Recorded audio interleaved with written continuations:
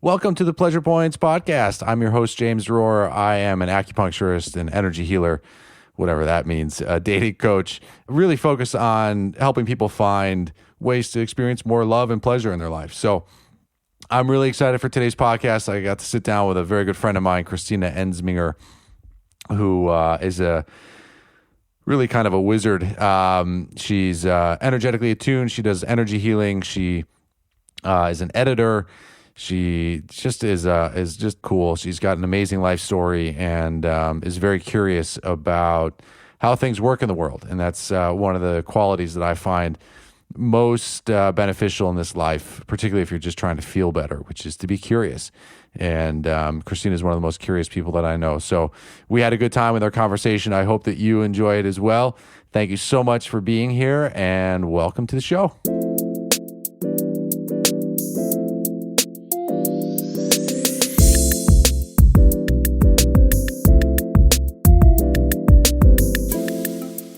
I am here with the lovely Kristina Ensminger. You did it right. Good job. Awesome. Welcome to the podcast. Thank you. So Kristina and I have been hanging out. She's amazing.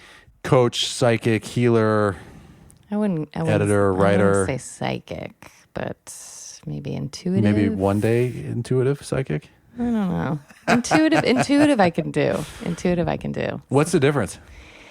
I don't know. I guess I associate being psychic with having more like precog, being able to see things in the future and relay them before they happen. I don't know. And an intuitive? An intuitive, I feel like, can feel into the present. Mm-hmm. That's more my realm. So, yeah, in terms of like future events, that's not really... That's not not there your yet. jam? No, not there yet. No. That's not like the person that we just had a session with who told you might step on some glass and told me to watch out for foot infection. Oh my God. I also am going to have like some weird skin foot thing as well. Yeah, I guess she said I should not get a pedicure. That's good information. I mean, it's very practical, applicable advice. You know, I actually learned sort of a pro tip about getting a pedicure. Oh yeah, what's that? Melaleuca oil. Oh yeah, dropping a couple drops in the bucket when they're not looking, and that being a very antifungal. Yeah, for approach. sure. Yeah, they use that. For like the fungus on the toenails and stuff. But it takes any of those treatments. It takes like 6 months or sometimes even a year to fully resolve. And you have to like apply it every day. Even with the shit that you might get at like a CVS, it's still a daily application. Wow. And then you can take because I've looked into this, because you can take the internal stuff, like the antifungals internally. But with the nails, it's everything's so slow growing there that it takes a long time. So to do it, you have to be really committed. But I think Melaleuca works as good, if not better, than even the shit you would get at at a CVS. Yeah. But yeah, we use Melaleuca a lot for, any kind of cuts and scrapes and stuff. Apparently, this is the essential oil podcast. Kristina also does doTERRA, similar to myself and my special lady friend. But yeah, let's go ahead and pick up. We were talking off air about this psychic healer Reiki person that we both happened to see. Kristina got to see her in person, but I had a phone session with her, and it was interesting because my experience is similar to yours, where there was like some interesting kind of like data points, but there wasn't like a real sort of clear takeaway. Mm-hmm. And when I asked her even specifically like what the takeaway was, she was like, well, the takeaway is that you're on the right track. I mean, that's good information, good, right? I guess. Yeah, it's confirmation. Better than the other thing. But yeah, I'll go ahead and I guess I'll just start with like my experience and chime in.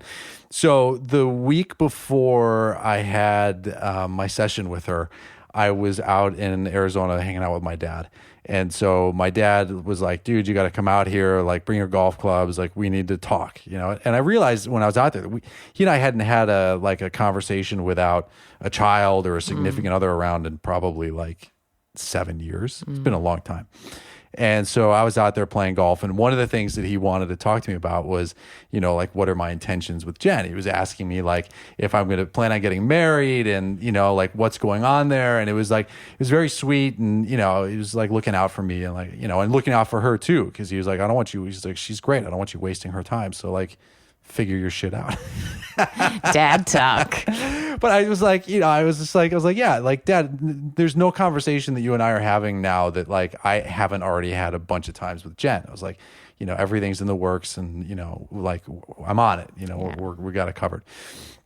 And so these conversations are happening usually at dinner, like as we've been playing golf during the days and stuff. So flash forward like a week to where I have my Reiki healing session. So she's like, okay, like you're going to lay down like in a private space for like 45 minutes. I'm going to do some Reiki stuff, and then I'm going to call you and we'll talk. So she calls me and she says, I see your ankle is a thing, and I'd sprained my ankle a bunch when I was a kid, but it hasn't really been a thing. She's like, you should really pay attention to that. And then the foot, the toenail infection or whatever. And then she says, okay, and somebody came through. Well, she started doing like the preamble. Mm-hmm. And I was like, hey, I don't need that. Like, we're good. Like, just speak freely. Like, I get it. No worries. On board. Yeah. And she's like, okay. And she goes, the first one who came through was somebody named Andrew, who looks to be like about your age, like a youngest guy who died recently of cancer. And I had no idea who she was talking about at first. I didn't know. Okay. I was thinking about people that were like closer to me, especially growing up and whatever. And at the end of it, I realized that it was this kid I went to acupuncture school with. We went to school together, and then he ended up moving to Miami after I'd been down there. So we connected a little bit, but he and I were like, we were never really tight, but I have definitely thought about him a bunch because he's like the first colleague that I've had who's like passed of like, we'll call cancer like natural causes, like non-traumatic death, right? So I think about him sometimes in that context, but like we were never like, super, super tight or super close. But he died of brain cancer. Mm. And so she's like, yeah, he was here and he just, was here. And I was like, okay, like cool. And then she goes, and then he was quickly kicked aside by someone who I think is your grandfather. And he was speaking to me from a golf course. And he said, she was like, I know that like, single guys don't really like to hear this, but the first thing that he kept saying over and over again is, when are you going to get remarried? Wow. And I just started cracking up. And you hear this, Jen? Even the spirits are on it. And so then, yeah, exactly. So she goes, yeah, he wants to know when you're going to get remarried. And I was like, yeah, okay, And then she says, and who is Wyatt? And why would he keep saying that he's getting so big?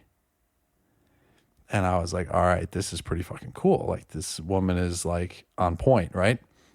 And so that was cool. And then she talked about, she was like, when are you going to, like, they want to know when you're going to write a book. And I was like, I just am over like the book thing. I was like, ask him if a podcast counts.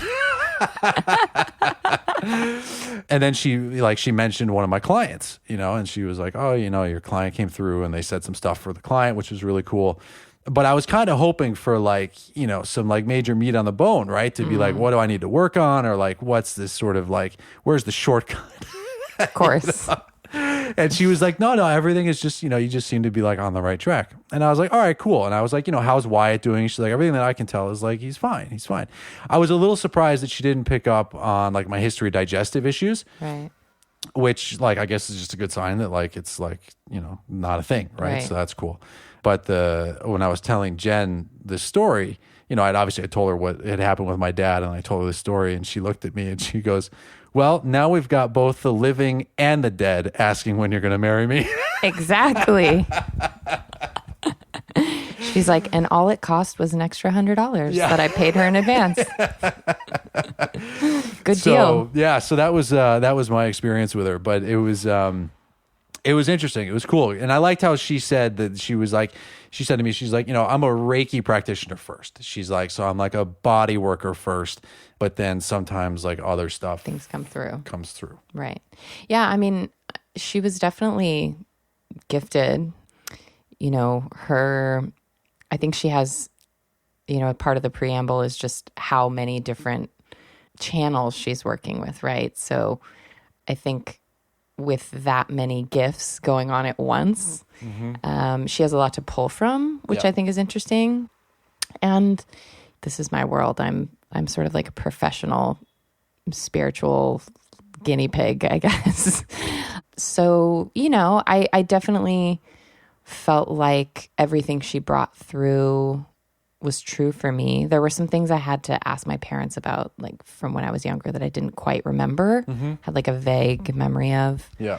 But in terms of takeaway, she does a lot of medical intuitive work. So a lot of body stuff, a lot Makes of health sense. stuff. Right.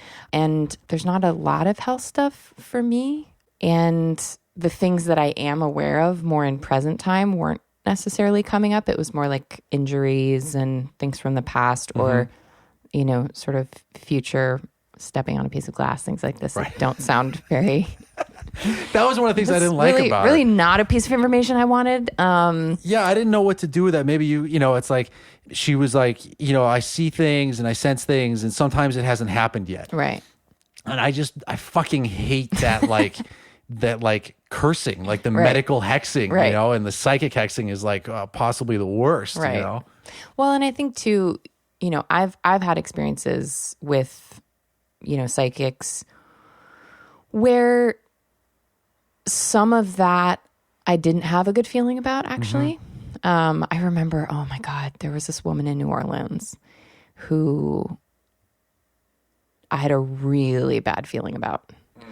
And she was bringing through just enough information that was accurate for me to sort of trust what she was saying. And then a lot of what she was bringing through otherwise was just suspect to me. And that was a lot of the kind of future projection stuff. And I just walked away from that with a really bad feeling. And that's a rare, I'd say more rare. Most of the people I work with are incredible and I've received a lot of wisdom and guidance and things like that. With this other case, I felt like everything she was bringing through was accurate and on point. There wasn't a lot of like closed loops for me. It was just kind of a lot of information, not a lot of takeaway or kind of, I guess, for my intellectual construct or like my action oriented personality. For me, I think having confirmations are great. So knowing that you're on the right track, for instance, or being encouraged towards certain things, right? Whether that's writing a book or whatever that might be. So that was also one of we had very similar reading, actually. Cut from the same cloth. And certain things, I think it can be important sometimes to receive the same message from different people or different experiences or different channels. It helps, whatever resistance we might be having or, the things that seem so simple that we kind of need to hear them multiple times before they finally stick. Right. So I do think there is definitely value in what I took from it. I guess for me, the thing that feels more actionable or more like there's a little more to it is being able to walk away from it and say, here are these images that came up or, here's a theme that arose, and to kind of tie that together in a way where it's not just like a fire hose of kind of random pieces of information, right? Which I felt a little bit afterwards. There wasn't really a clear thread for me that I could follow in terms of, it was just a lot of, it was like throwing confetti in my face. And there were all those pieces were true and they were all there. But in the end, there was nothing for me to really hold on to. Right. And I imagine that's kind of what her experience is like too, or absolutely. she's just like sitting there and it's like, she opens a door, sets an intention, and then it is like a confetti of spirits and hits and stuff that come through, and you're just like, fuck. And I think that's also where like time gets a little distorted, where it's like, was this past? Is it going to happen? Has it already happened? Right. And that's been something like kind of an issue that I've had with other psychics in the past. Not even so much for me, but with my ex-wife, she was like very kind of suggestible. And, it's hard especially when you want something and someone's like, this is going to happen. Right. And, you want it to happen in the next 6 months and maybe it's going to take 6 years. Maybe it's going to take 60 years. Right. They see it happening, but maybe, it's like, it gets really kind of confusing. But I imagine with your clients where you've probably like had this experience where you pick something up from them and then they're like, I knew that, or like someone else told me that too.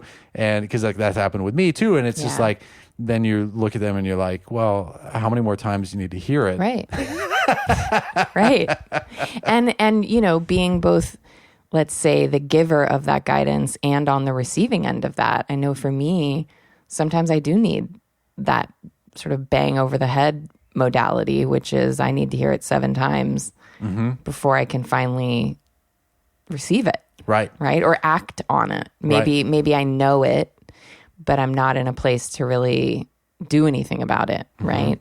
And sometimes it just takes, you know, whether it's the right person, the right moment, the right circumstances to really receive it fully, even if you have heard it multiple times.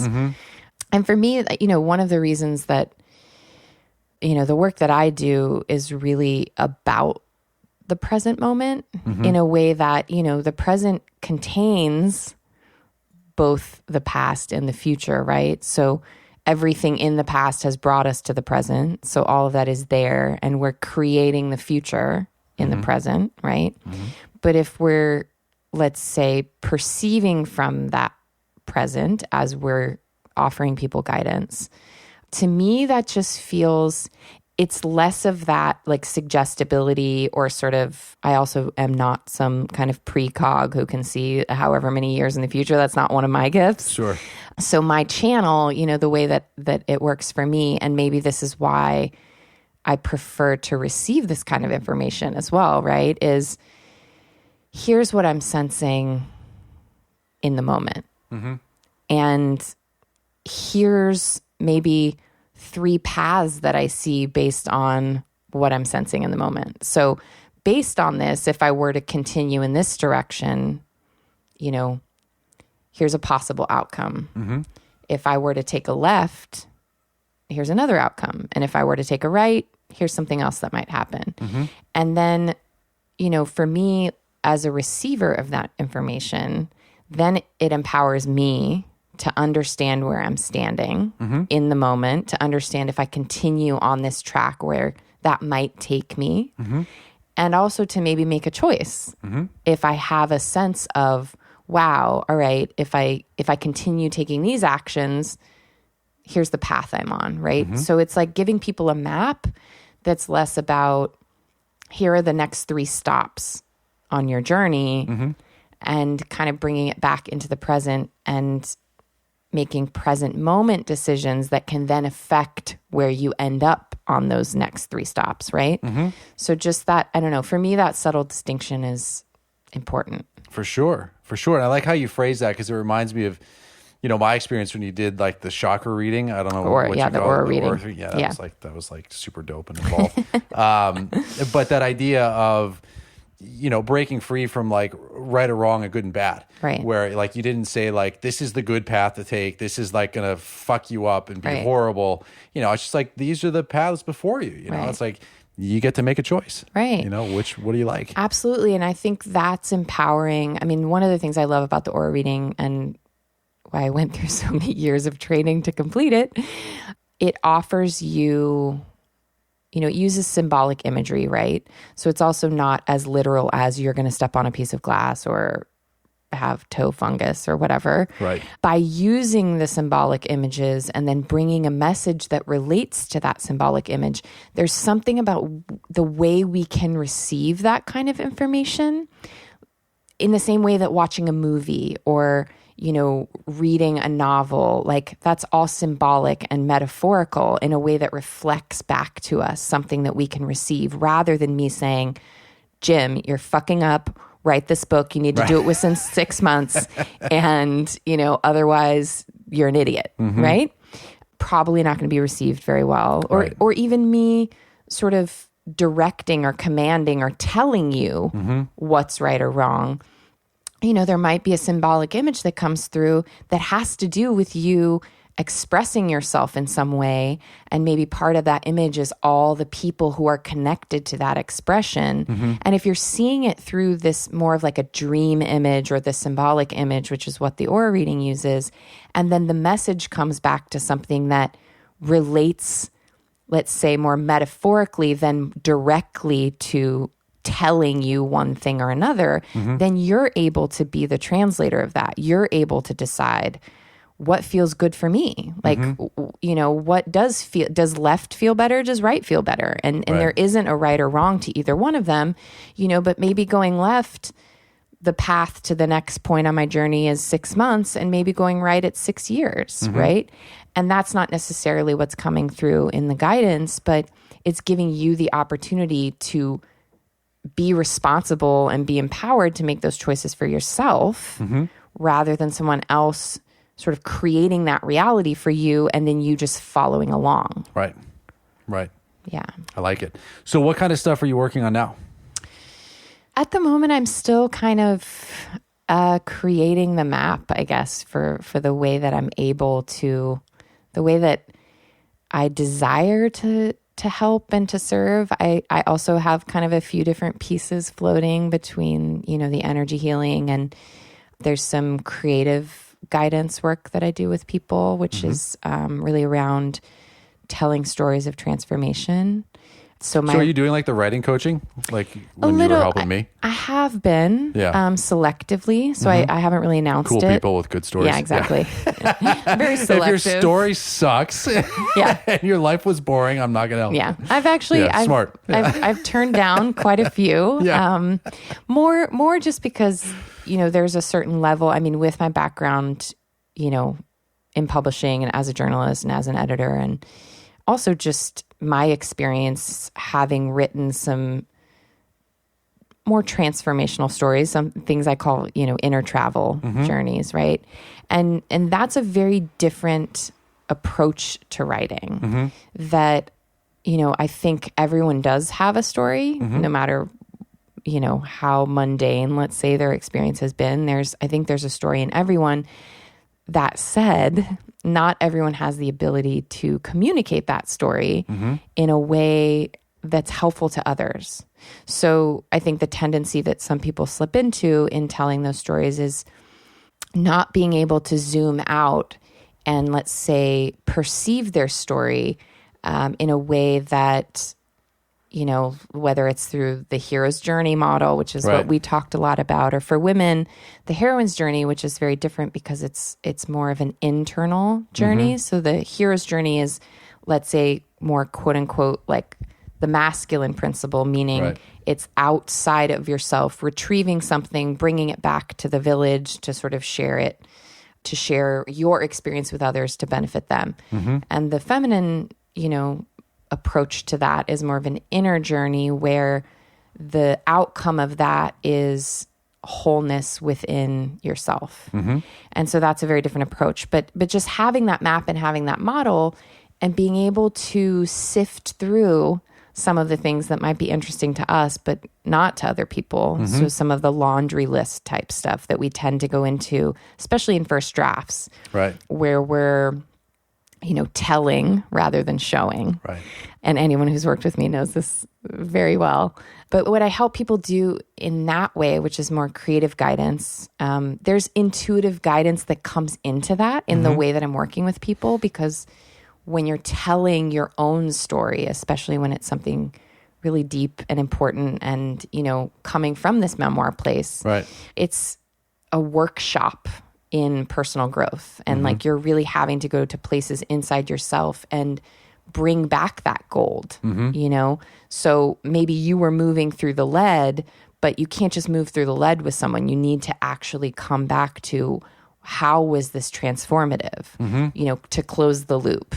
And that, I think, sometimes helps to have another perspective because you're so in it and it's so close to you that it's hard for you to zoom out and really see what's the takeaway here and how can I really bring myself into this moment and bring myself into my body, into that experience, and express to a reader who didn't have that same sensory experience. How can I bring them into my story, right? So that's a lot of the work that I do with people in telling those stories of transformation. I've been pretty selective in doing that work, so it's not something that I've well, it's super deep, right? And like you give a lot of yourself, and it's like it's a whole other thing. Yeah, it is. And it's, It's not just an hour session exactly. of like, hey, watch where you step. Right. You know? Right. I think there is, maybe a way for me, and this is something, I'm still exploring, is there might be a way for me to do like small group, maybe like an 8-week program with a small group where we could kind of walk through it together. Right. And, I'm able to take some of the things I've learned, in my own writing, and in my background to help build that structure for people. Right. Because I feel like, also what we tend to do, and what a lot of the people who've come to me for guidance and help, they'll come to me with a 300-page manuscript, having put a lot of time and energy into it already without that structure and without that map. Right. And so then they get very frustrated and feeling kind of defeated when I tell them we need to start over. Right. And, not to say that there's nothing usable in any of that, but what tends to happen when we just begin without a sense of, 80% of the work, I would say, is really doing that preparatory work in the beginning with yourself to structure it and to get really clear about what you're talking about. And once you have that skeleton, that last 20%, which is the writing, actually flows really easily. And that's the kind of process that motivates people. The hard work in the beginning is you do need some guidance and assistance there, I think. Right. You need that reflection and someone who can really see you and see your experience from a different perspective and help you see yourself in a different way. But to do all that work up front and then to really sit down with that clarity and understand the map and just put the pieces in. I mean, then you're writing with ease. It's, it flows. And rather than you spending 6 months or a year hashing out these 300 pages and then coming to someone, who has a different perspective and who has the ability to... The expert. Right. Right.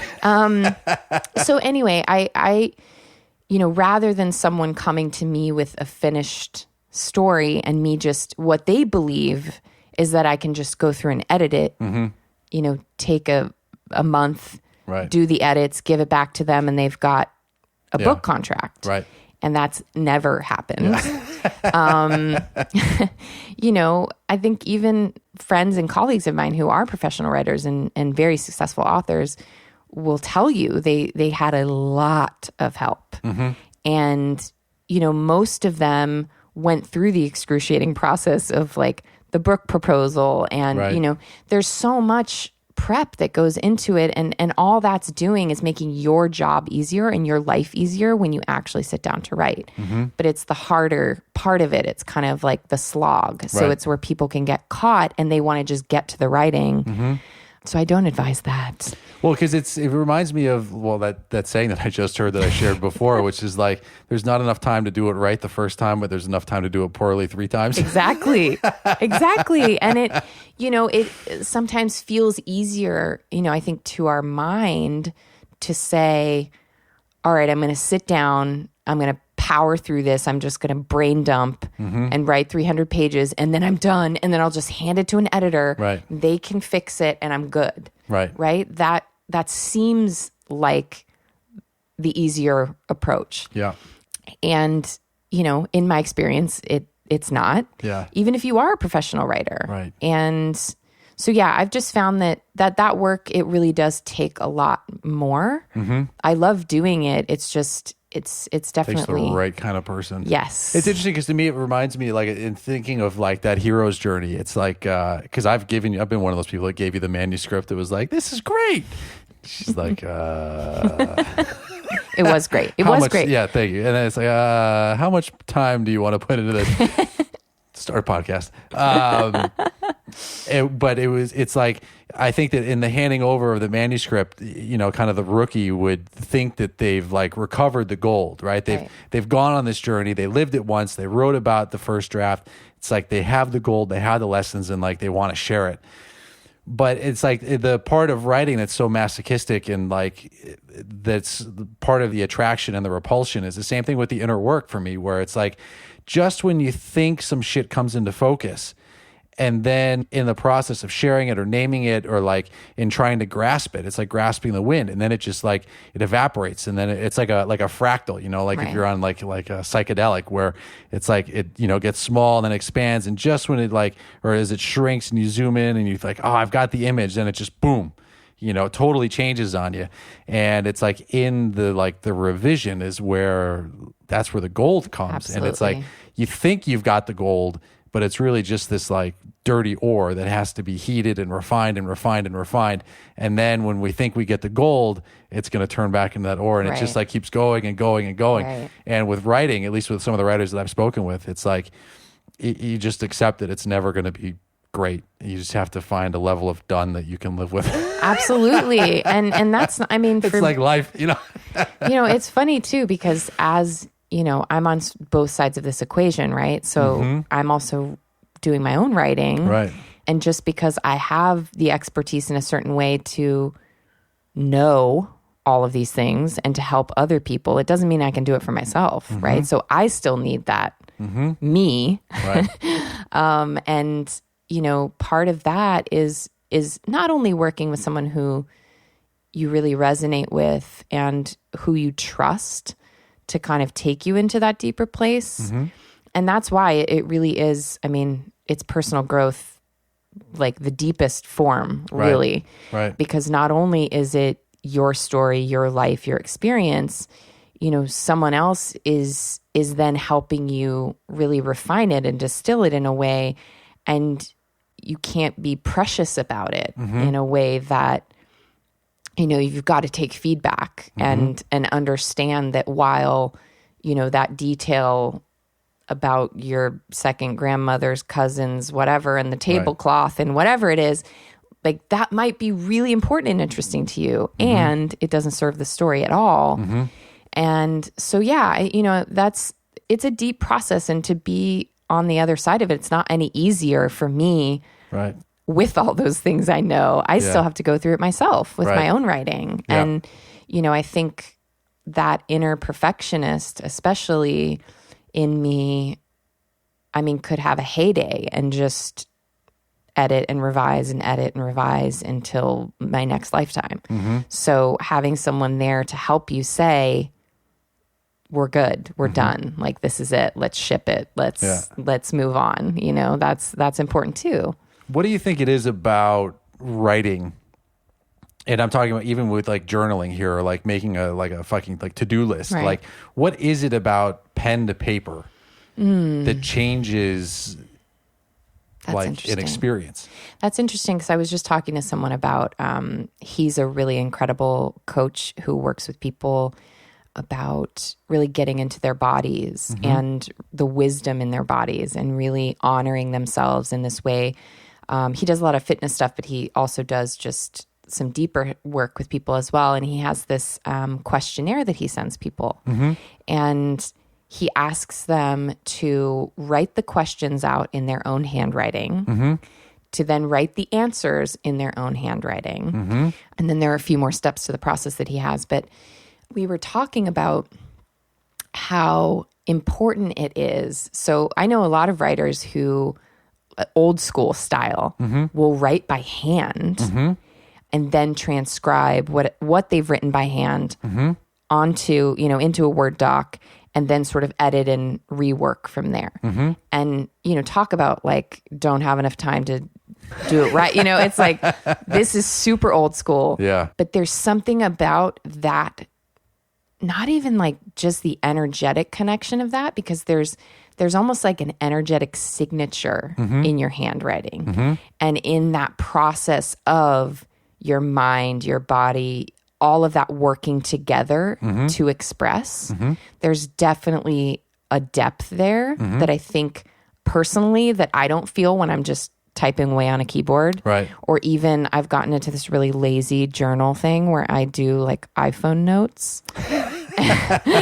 And it's not even full sentences. It's just these bullet points for me to revisit. Yeah. Because things are like have been happening at such an accelerated pace that I've gone into this like turbo journal where I just keep these bullet points, and someday in the future, when I sit down to kind of put this all together, those will be enough to trigger me back into the full experience. Super lazy. I don't advise this. This is not what I would tell one of my clients. But I've noticed that when I take the time, because I'm also in a practice of morning pages, right? But that's not where I'm necessarily doing my creative work. That's where I'm doing my inner work. Sure. So that's a different thing for me. Right.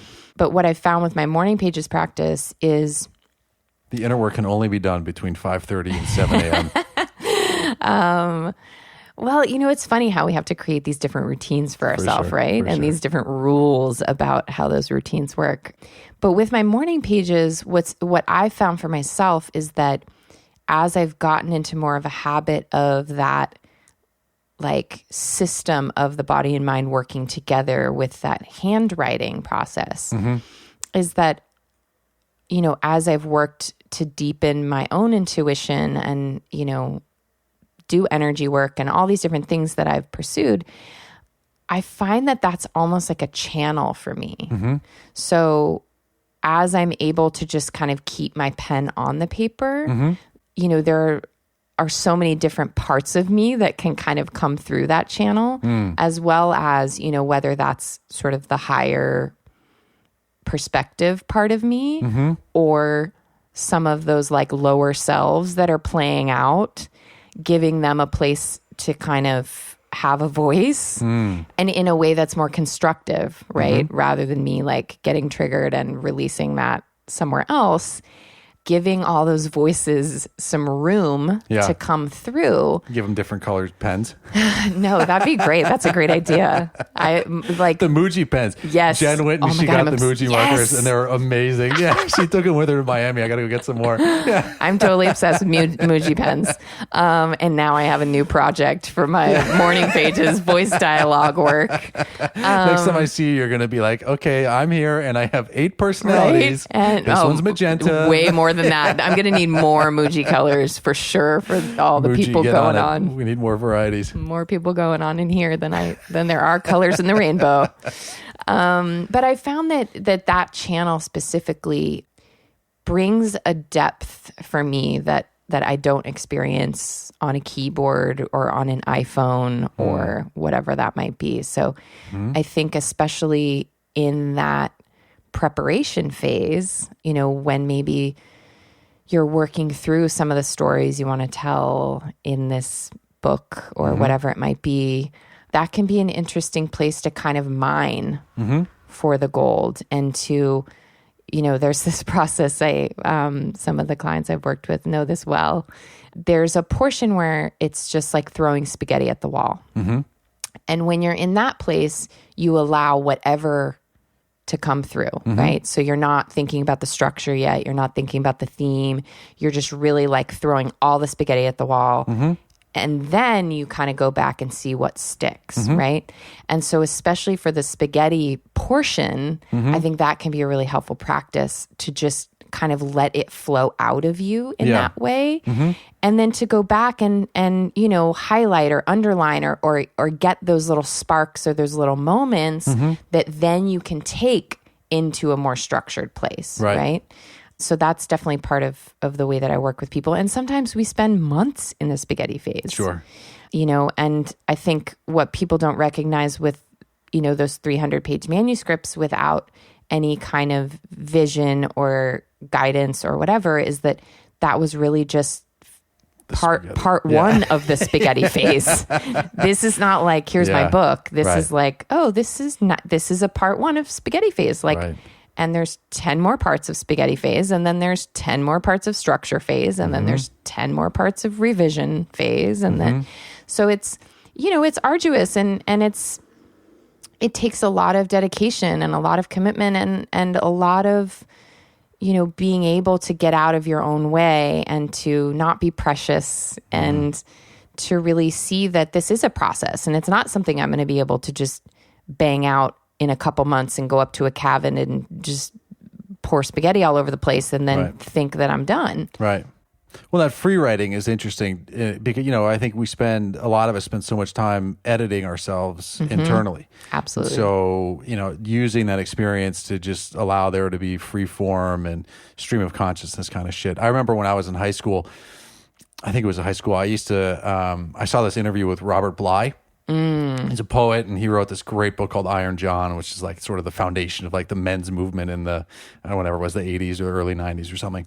And he was saying, he's like, I wake up and I write at least 3 pages, just whatever. And he's like, at the end of the year, I have written at least 1,000 pages. Right. There's going to be something usable. Right. Even if it's just that little spark, right? Just the one thing that just ignites like everything. I mean, that fiction book that you read, like I had just like, I was fucking around one day and wrote this, just kind of like had a moment, had a vision of a scene and started writing the scene, and it just sort of left it at that. And then it was there. And then it was actually when I was married, my ex-wife, one of the coolest things she ever said to me was, she just looked at me one day and she goes, "You don't have the courage to finish that story." And that kind of like, but she meant it like in a very encouraging way, but she was right on, because I was trying to write something that was like just going to be easier, and the other one was like, it was a deeper kind of journey that apparently also, used every racist trope in the world, but that's why it'll stay on my computer and nowhere else. I was like, but that's my life. Like, I had the mom that was like a dutiful house, homemaker. And well, I mean, again, there's, in all of that, I think if you can write 300 pages and find that one spark in it, and then do the work around that to really like fan that into, something. Yeah. Right. Then, and even in that, like in that whole story, like the part that I loved the most was this like total sort of like tangent that introduced a chapter that didn't really have anything to do with the rest of the story. And that thing is the thing that like, I think I might actually build on, right. The story about the moon, right? Yeah. Which was like, I love that part of it. Yes. And I was like, cause it came through and I wrote it and it was like, I didn't write it. I was just like, is sitting there and, it was just like, this thing is flowing. Right. But there's something I want to get back just briefly to this idea of like pen to paper. Because part of what I do with my coaching clients is like, I want them to start like a celebration and gratitude journals. And I think that there's like, as we're talking about it, like there's something about like your handwriting being like a mirror in a way that, like a keyboard can't, because the font is standardized and shit. And so when you're looking at yourself, especially if you're saying stuff that's like good and positive and you're excited about for your life, and you see it in your own handwriting, it's like, and obviously you'll read it like in your own voice. And I think there's just something there that helps to accelerate that process of, I don't know, of like being hard on yourself to like transforming that. And when it's actually in your own handwriting. Absolutely. Yeah, I totally agree. And I think, even just from that kind of energetic signature perspective, right? There's something to that that's uniquely you, and not only the process of kind of bringing that through, like from an intellectual energy through your hand onto a piece of paper, and then having that mirrored back to you, like that in itself is a powerful process. But I feel like, there's also there's a different kind of channel you can open there as well. And that allows you to maybe access parts of your subconscious that, I don't know, for me, don't necessarily come through a keyboard or a Word doc, or, when I'm in more of that robotic kind of go mode. I think there's something about that pen to paper that opens certain doors that may not be opened otherwise. And there's something to that, especially when you can be in practice with it, having it really be, even just morning pages, it's that act of checking in with yourself, whether you're getting creative writing out, whether you're letting all the voices talk, whatever that might be, whether you're kind of processing and working something out on paper, just that act of, let's say, that 20 minutes showing up for yourself every day and giving yourself that space, that also creates something, I think. So if you're open to it, I'd be interested, because I know a lot of the people listening to this are going to be having gone through a transformation, or they're hearing this and they're going to hear us talking about energy, hopefully in a way that's not like fucking out there with crystals and shit, but like, normal people, like living normal lives. Yeah. And you had a very interesting experience of like working for the New York Times. And then would you mind talking a little bit about kind of your opening and sort of what happened to shift you from that kind of conventional life into, now living in Santa Monica with all the other hippies? I mean, for me, I think the part of my story that is reflected in many women I know, each with their own sort of brand of it or experience or shade of it. I was on a very achievement-based track in a place like New York City, where there's a very masculine energy to New York City, a lot of doing, a lot of going, a lot of producing. Yep. And I was kind of on autopilot in a way, I saw the next step of the ladder, and I just was kind of going without deciding whether this was the ladder I really wanted to climb, or, I was just, kind of in a program and just moving forward, like with the next step. And so for me, I'd gone to grad school for journalism at NYU, and, that seemed to be my passion, or, my idea for how to move forward in life in a way that, seemed reasonable enough. And so, I worked for a few different magazines and ended up at the Times. And, my main role there was a research editor. And what that means is, you're doing everything from fact checking to writers are bringing their story to you, and you're kind of the last stop in terms of, before it goes to print. You're re-reporting their story in a way. And you're making it accurate and consistent, and it's a very thankless position, actually, and a position that most people don't know exists. Sure. So when they see someone's byline on something, they assume that person wrote it. And most stories, even at a place like the Times, frankly, most stories that came in, with some exceptions, I'll have to say, there were some really, really incredibly gifted writers that I worked with who very little changed because they were also reporters. Then there are, more modern writers, I would say, that are using Wikipedia. Millennials. And just, what that means is, sometimes, I remember a cover story that between the page editor and me, we rewrote the entire thing. Wow. So does the author thank you, or do they get super pissed? I mean, they're just, this woman in particular I'm thinking of was just completely clueless. So she was just more caught up in like fake news, the byline and the fact that it happened, and didn't really realize that none of it was her, words at all. Wow. But my world, my reality was fact-based. It was all about evidence and proof and verifiable information.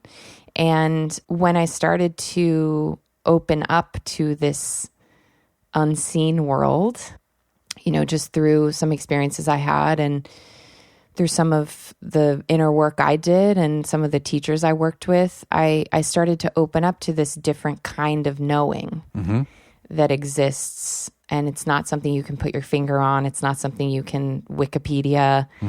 And that was a much scarier place for me. And that more feminine place of intuition and, that even that kind of like creative energy before it takes form, right? It's that kind of womb, that dark space.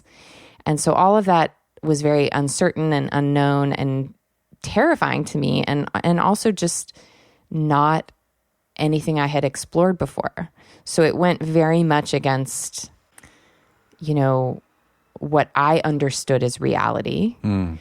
And the more direct experience I had with this other type of reality, this kind of invisible, hidden realm, you kind of find your own evidence there of truth, right? So let's say fact is something you can really tangibly point to, and then your own inner truth is something very different. And so that transition for me, from this very fact-based, tangible world into this world of, my own truth was definitely still something I'm in the process of and will be my entire life.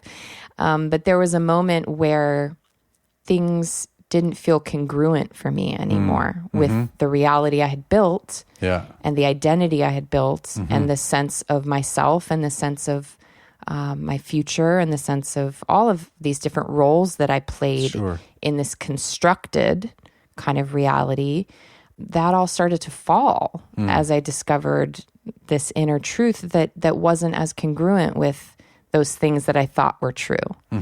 And so, that's been a long process. And I think, I'm still very much in, let's say, the matrix, the conventional world in many ways. Sure. And I think that's important. Right. And I think, our task now is not to be, the yogi in the cave meditating for 30 years. It's not a hermetic world or, that's not what we're here to do. And so, I think it's important to bring my authentic self and what I know to be true in my experience, into the matrix and into having kind of one foot in each world in a way that feels aligned for me.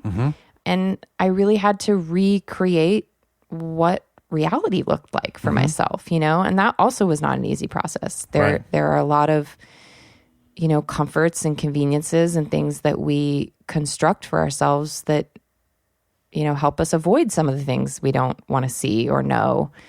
And so as those, as you begin to move past those, there are certain I changed a lot about what I was doing in the world, my career. I, kind of transitioned out of a lot of relationships. I interacted with the people in my world very differently.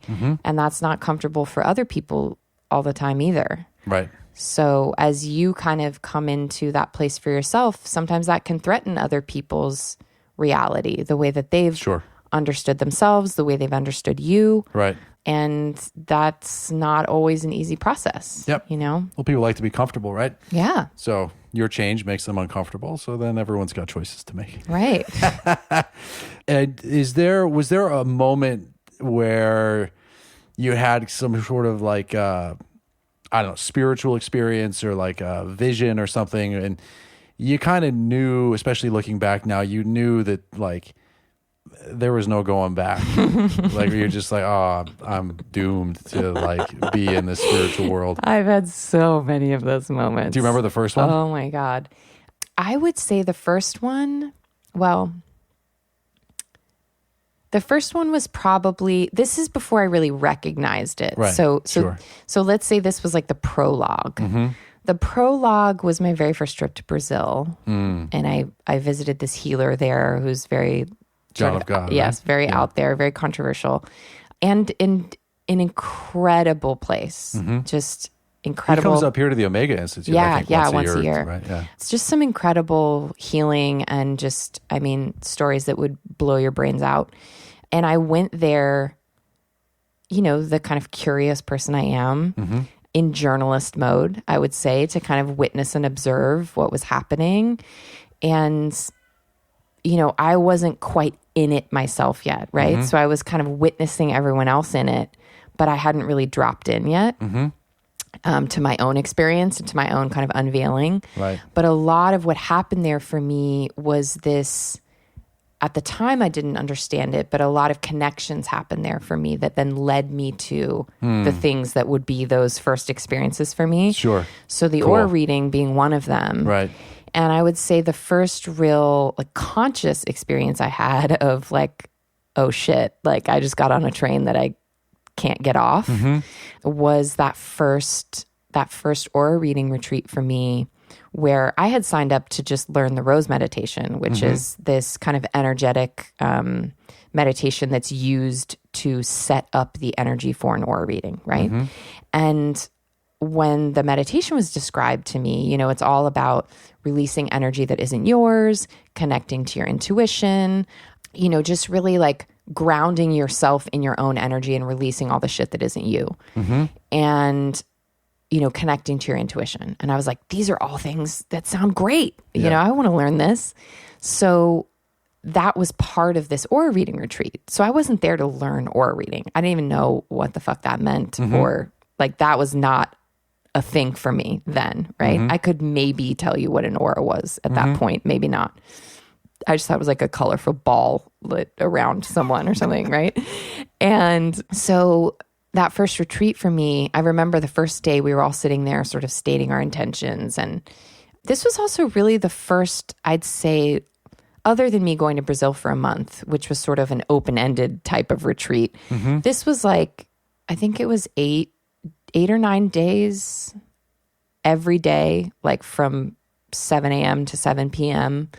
we were in this, and it was really deep work. And this was I've done, ridiculous things since then, but this was really my first experience of that kind of dedicated work and that dedicated space, and it being all inner, right? So in that first Brazil experience, there was a lot of me just kind of witnessing things, talking to people, reading books, writing in my journal, different kind of energy there. Right. And so this first retreat, that first day, we're all sort of stating our intentions. And I think I remember saying, my teacher would definitely remember this, but I think I remember saying something like, oh, like, I'm not here to read auras. Like, I'm here to learn this meditation. And, I was like super resistant and rigid and whatever.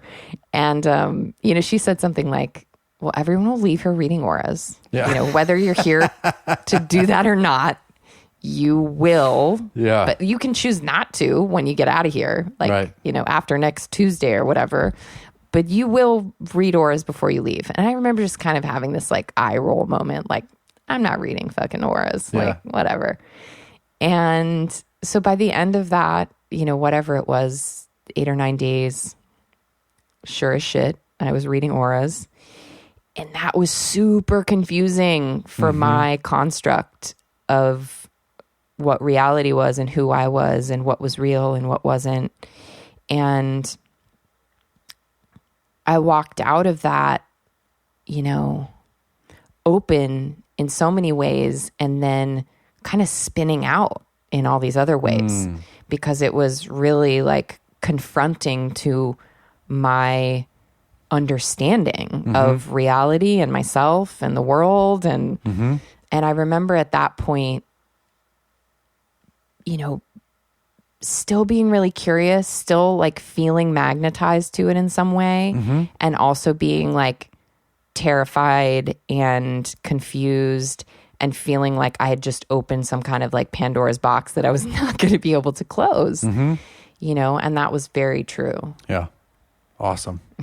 It reminds me of, the way I think about this is it's such an arrival into the present moment. And that can be so uncomfortable if we haven't lived there. And I think most of us don't live there. Absolutely. We're stuck in the past, anticipating the future. And what else does that too is pain. Yeah. Part of why I think pain is so painful is because it is this abrupt arrival into one moment after the next. And if it's in seemingly intractable pain, it just continues. And in my experience, to read auras and to tap into that energy it's kind of sometimes an opposite experience of physical pain, where it's just almost this euphoria or this connection, where it's you're in this sort of flow and this flood of things are happening in the body, but it asks for full attention in the moment. Right. And at least, with my stuff, my experiences that, where I had something kind of similar to that, where it's just holy shit, this is the moment. Right. This is a moment. Right. And, what's interesting about that connection, this came at a time in my life, me connecting to this, these hidden realms, let's say, or this other version of truth or reality, and just the depth of what was there, inside myself. And all of that, happening before a time, my sister dying. And at the time, I felt like, after I had gone on this Brazil trip, I had done this big cleanse that summer. I had then done the aura reading thing. I felt like I was like preparing for something, right? It was almost like I was like gearing up just energetically. I was reclaiming more and more energy. I was like coming more into myself, which I didn't realize at the time, but that's what was happening. And as I became, more myself and more empowered to be myself and bringing that energy back into me rather than giving that power away to things outside of myself, right? As I began to energize, and then boom, that life-changing moment occurred, it was just like in that moment, it all made sense. Why this had all happened, the timing of all of it, how like me coming into all of these ways to really be with myself and kind of manage myself energetically also. Me having that capacity was what not only got me through that experience of Jennifer dying so suddenly, like 3 days before her 27th birthday, it also like really got my family through it because I then became like, I was able to hold space for everyone else before I even knew what that meant because of that more empowered place that I was able to access in myself to be present. Right. And so it's interesting because it's almost like the work that we do is so that we can experience more pain, not less. Because as we peel these things away, what it becomes is, wow, I'm really present to the fact that there's so much pain here. There's so much grief here or sadness here or suffering here or anger here or whatever it is, rather than all of the ways that we know how to avoid and strategize ourselves out of that. So it's like we actually do the work to feel more pain rather than less. Right. But that allows us to feel more joy and more, of the other end of that spectrum as well. So when we're cutting ourselves off from one end of it and avoiding and repressing and distracting and denying the pain, we're also doing that with the joy and the happiness and the connection and the intimacy and all of those other things. Woo! She's the real deal, folks. Feel more pain now. Yeah. That's my program. Awesome. So if you need to feel more pain in your life, I don't know why no one's signing up for my courses, Jim. Jim, your fucking podcast. Oh, shit. Well, thank you so much for being here. We'll wrap up now. I know you've got places to be, more pain to feel. Yes, more pain to feel, more joy in the world too. That's true. No, I love it. I mean, I agree. As you know, like one of my teachers says all the fucking time, he's just like, why are you chasing comfort? Stop chasing comfort. Yeah. And so part of that awakening is that thing. It's just recognizing, what are all the ways that I chase comfort? What are all the ways that, I try to bring the wool over my eyes, right. And so, I think that, certainly the listeners to this podcast will resonate with that experience, and the beautiful thing, at least in my experience of it anyway, is that like the sooner we can identify the pain and just sit with it and just accept that it's there, absolutely, it just doesn't have the hold on each other. It's like sometimes I try to bring this to my acupuncture practice, which sometimes backfires, and people are like in a lot of pain, and I'm just like, yeah, okay. It's like I don't want to feed into the story. It's like a fucking pain story has enough of a story as it is. So why should I feed into it? Right. I just be, yeah, okay, it's there. Right. And what else is going on in your life? Right. Yeah. I mean, and I think too, it's, pain can be sort of the let's say the point of focus, or, you know, whatever, the point of distraction, the point of whatever it is. And, you know, if we have the ability to sit within it, of course, like, go to acupuncture, do things to help your body, like move that energy and all of those things. It's not just about, you know, being a masochist and sort of sitting and suffering. That's not the point. The point really is like, just really feel the depth of it while it's there, so that you don't need to distract yourself from it being there.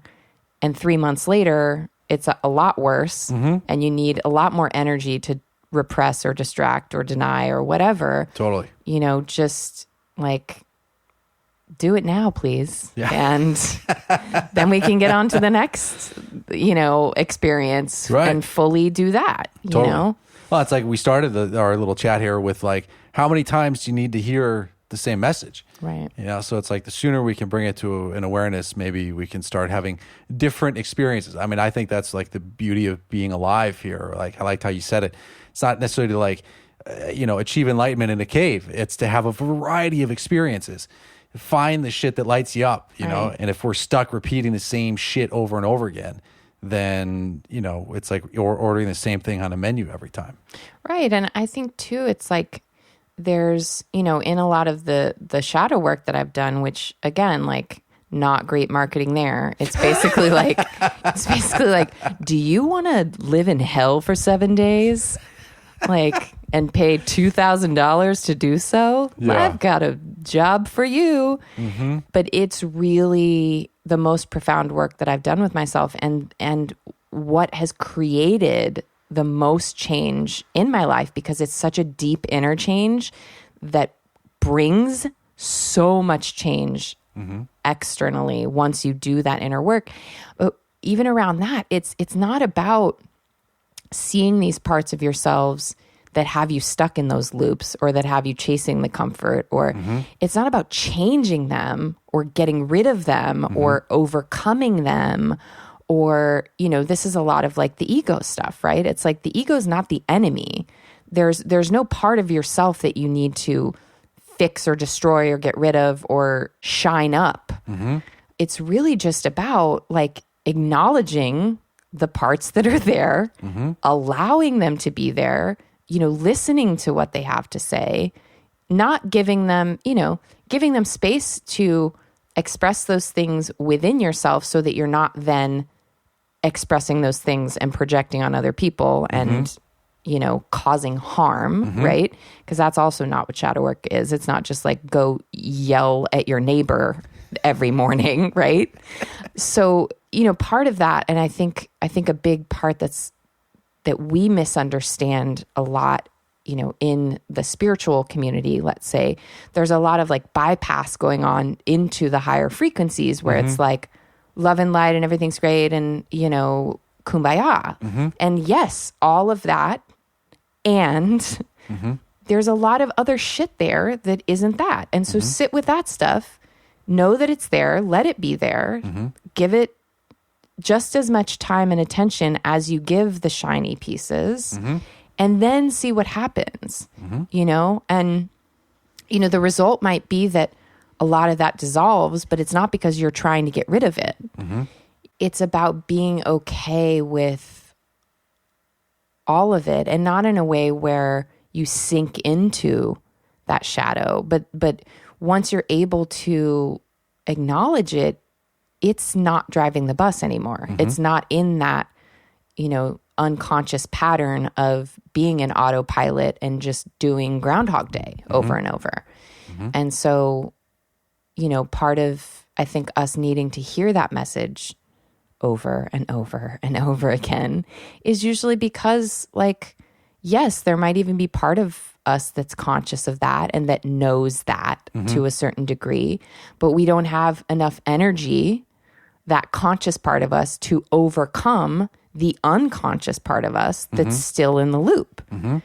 And, you know, the only way to kind of like have the energy and the awareness and the consciousness to take the different action in that loop is to acknowledge that part of yourself that's keeping you there, you know, and to spend some time with it and to not hate it or want to destroy it or want to repress it or put it back in the closet or whatever, but just to say like, yeah, you're here too and it's okay. But we're so afraid of being like shamed for these parts of ourselves or seen for these parts of ourselves that aren't the way we want others to know us or perceive us or whatever.